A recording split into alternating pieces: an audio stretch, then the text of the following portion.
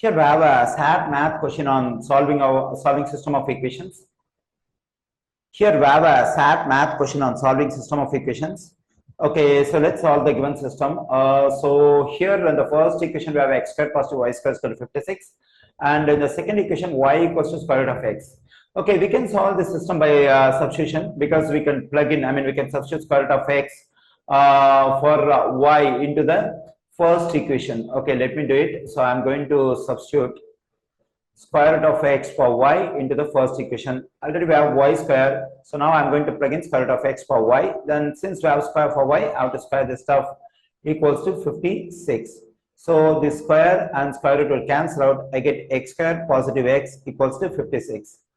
Okay, now I subtract both sides by 56 to get the quadratic equation in standard form. So x squared positive x negative 56 equals to 0. Okay, now we have the quadratic equation in standard form. We have to solve this quadratic equation. I think we can solve this quadratic equation by factoring. Here the coefficient of x squared is 1. So we can take the constant term over here, negative 56. Let's get two factors for negative 56, so that the product is equal to negative 56, and the sum of the two factors is equal to the coefficient of x. In this case, it's just positive 1. Okay, so I think positive 8, negative 7 will work. So because when I multiply positive 8 and negative 7, it will be negative 56. When I add them, I'll be getting positive 1, which is the coefficient of x.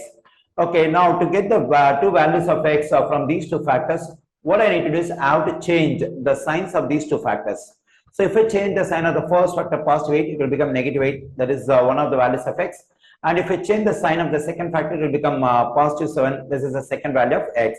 So now I got two values for x. One is negative 8 and the other one is positive 7. But when you look at the second equation, we have y equals to square root of x. What if x equals to negative 8? So then it will become y equals square root of negative 8. Actually, it's imaginary. So we cannot accept the first value of x, that is, we can ignore the first value of x, negative 8. The second value can be accepted, because even if we plug in x is equal to 7 into the second equation, that is y is equal to square root of 7, it's a real value.